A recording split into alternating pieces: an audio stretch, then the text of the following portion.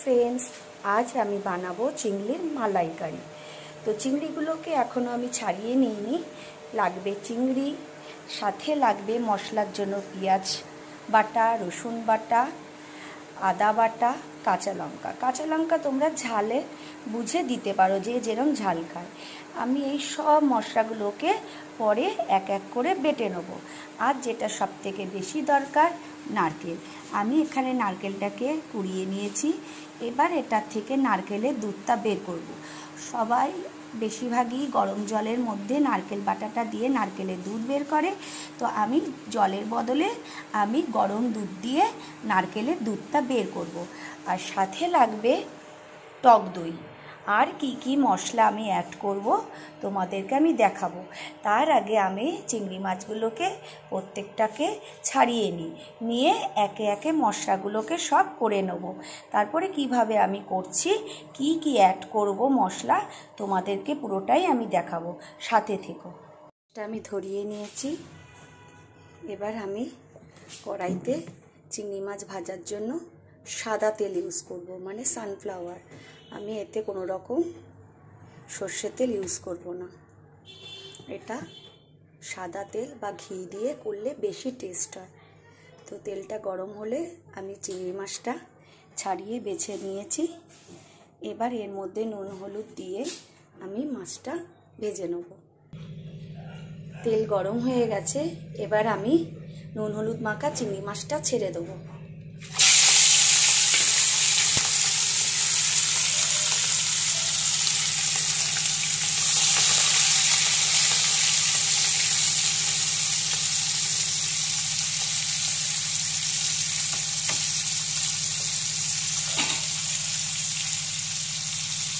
চিংড়ি মাছটা ভাজা হোক। চিংড়ি মাছটা আমার ভাজা হয়ে গেছে। বেশি ভাজবো না, তাহলে শক্ত হয়ে যাবে। ভাজা হয়ে গেছে। এবার আমি চিংড়ি মাছগুলোকে তুলে নেব।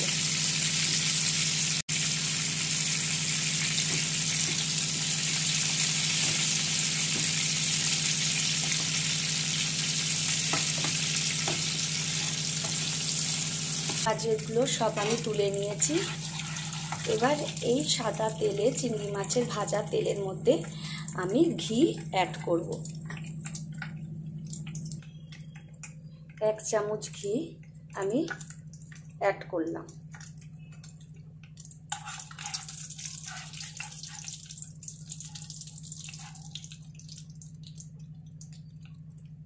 এখানে কোনো সর্ষের তেল দেব না। এই ঘিয়ের মধ্যে আমি পুরো মশলাটাকে ফ্রাই করব। এবার ফার্স্টে আমি ফোড়নটা দিয়ে নিই। তেল আমার গরম হয়ে গেছে। আগে ফোড়নটা দিয়ে নিই। এখানে আছে এলাচ, লবঙ্গ আর দারচিনি। তেজপাতা দিতে পারি, দেয়ও সবাই, কিন্তু আমি দেব না, কারণ আমার ছেলের পছন্দ না।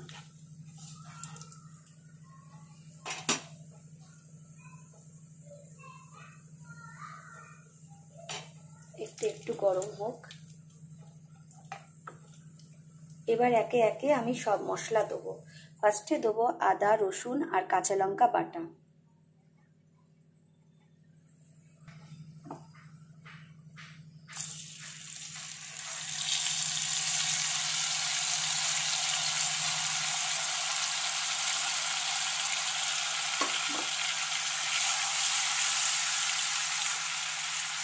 রসুনের যে একটা হালকা গন্ধ থাকে, সেই গন্ধটা একটু চলে যাওয়ার পর আমি পেঁয়াজ বাটাটা দেবো।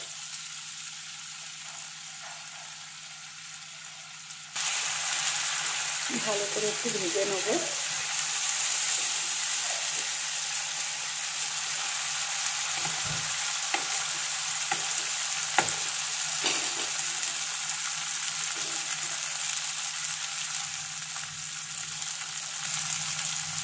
অনেকক্ষণ ধরে ভেজে নিয়েছি।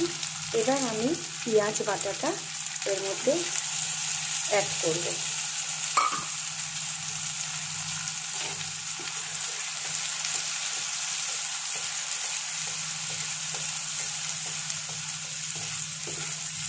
ভালো করে মশলাটা মিশিয়ে নেব।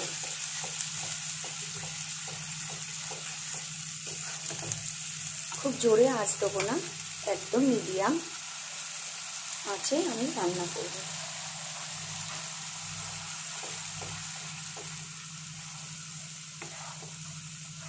পেঁয়াজের কাঁচা গন্ধটা চলে যাওয়ার পর আমি এখানে নুন হলুদটা অ্যাড করব।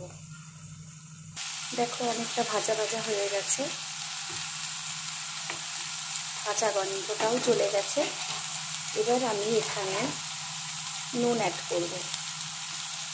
1 চামচ নুন দিয়ে দিলাম, 1 চামচ হলুদ গুঁড়ো দিয়ে দিলাম,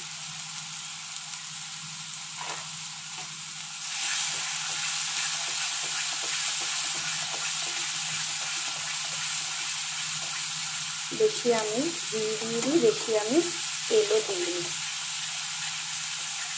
কেন আমি এতে নারকেলের দুধ আর টক দই দেব।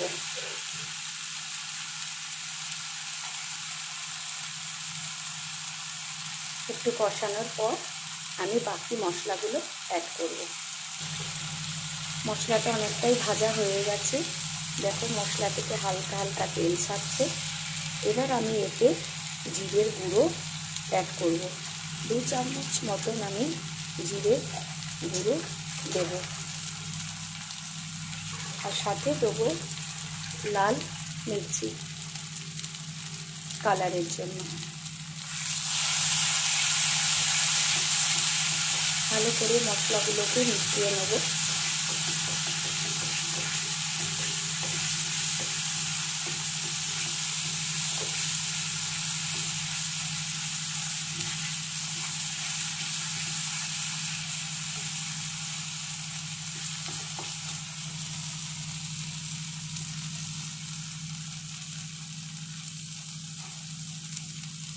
এরপরে আমি টক দই অ্যাড করব, আর একটু মশলাটা কষানো হবে। বেশ অনেকক্ষণ ধরে কষানো হয়ে গেছে। এবার আমি যেটা অ্যাড করব সেটা হচ্ছে টক দই। টক দইটা আমি আগের থেকেই ফেটিয়ে রেখেছি। এবার আমি এই টক দইটা ঢেলে দেব।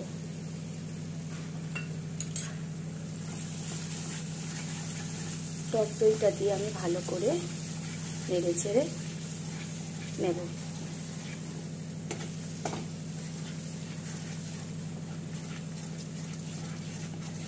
যাতে পুরো মশলার সাথে মিশে যায়।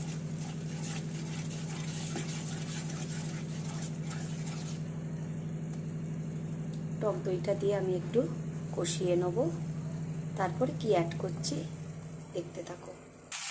আমার মশলাটা অলরেডি কষে গেছে, দেখতে পাচ্ছ।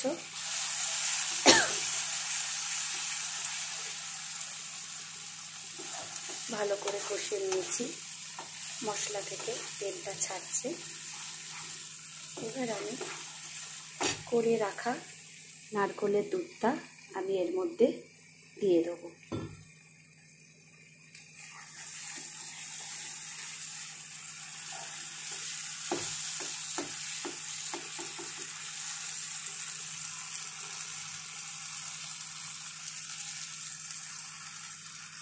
যতটা প্রয়োজন আমি ততটা দেবো, পুরোটা করেছি বলেই দিতে হবে তার কোনো মানে নেই। দেখো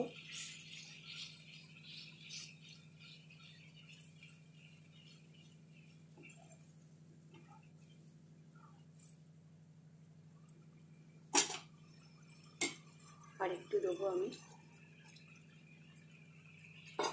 কেন চিংড়ি মাছগুলো এর মধ্যে যখন ফুটে উঠবে তখন আমি চিংড়ি মাছগুলো অ্যাড করব। এখন এটা ফুটবে।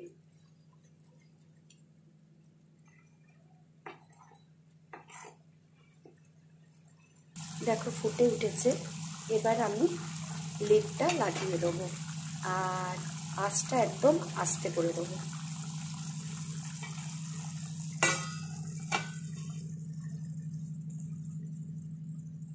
তুলে আমি এবার দেখে নেব কি অবস্থা। দেখো জলটা অনেক কমে গেছে, ফ্রাইটা গাঢ় হয়ে গেছে। এবার সব চিংড়ি মাছগুলো দিয়ে দেওয়ার সময়।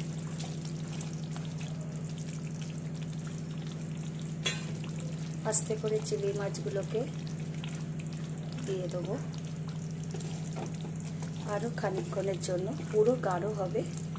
তারপর আবার আমি আস্তে করে লিডটা লাগিয়ে দেবো।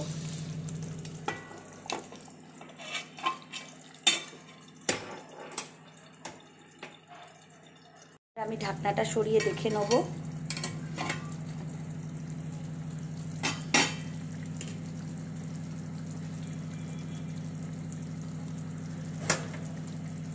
দেখো এতটা হয়ে গেছে, গাঢ় হয়ে গেছে। এবার আমি এর মধ্যে একটু চিনি অ্যাড করব, কেন এটা ঝাল ঝাল হয় না, হালকা একটু মিষ্টি মিষ্টি খেতে হয়। তো আমি এখানে চিনি অ্যাড করব। ছোট চামচে আমি 2 চামচ চিনি দেবো। ভেবো না যে খুব মিষ্টি হবে, আমার চামচটাও অনেক ছোট। চিনিটা আমি অ্যাড করে নিয়েছি। এবার এটাকে মিশিয়ে নেবো ভালো করে।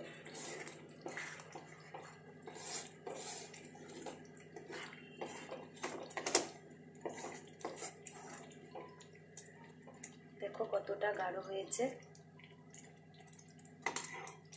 চিনিটা মিশিয়ে যাওয়া পর্যন্ত আমি আরেকটু রাখবো। দেখো চিনিটা মিশে গেছে, অনেকটা গাঢ় হয়েছে। এবার আমি দেখব নুন টুনগুলো ঠিক আছে কিনা।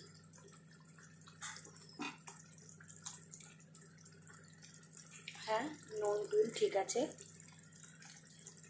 এবার আমি এতে ছোট চামচে 1/2 চামচ আমি গরম মশলা অ্যাড করব।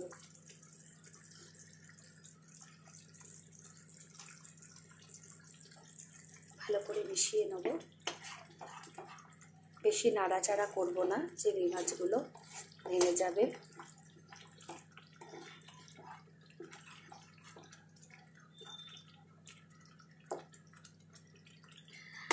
আমি বেশি মিষ্টি দিইনি, কেন আমার ঘরে কেউ মিষ্টি রান্না পছন্দ করে না। স্বাদের জন্য যতটা দিতে হয় আমি ততটাই দিয়েছি। এই মিষ্টিটা ঠিক আছে। তোমরা চাইলে আর একটু দিতে পারো, যে যেরকম খাও, কিন্তু এটা খুব মিষ্টি হয় না। আর একটু হোক, আমি নামিয়ে তোমাদেরকে দেখাচ্ছি কেমন হলো। আমার রান্না কমপ্লিট, চিংড়ির মালাইকারি হয়ে গেছে। এবার আমি এটাকে ঢেলে নেব।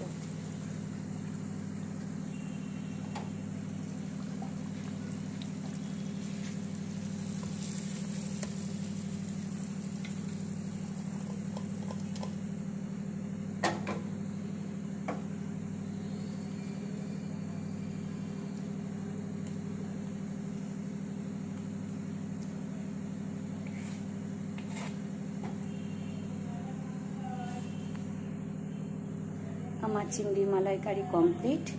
তোমরা চাইলে বাড়িতে বানিয়ে এভাবে খেতে পারো। আজ আমি এই রেসিপিটা বানিয়ে তোমাদের শেয়ার করলাম। যদি ভালো লাগে লাইক করো, কমেন্টস করে বলতেও পারো। তোমাদের যেটা মনে হয় সেটা তোমরা আমাকে জানাতেও পারো, কিন্তু অবশ্যই দেখো। চলো টাটা, বাই বাই।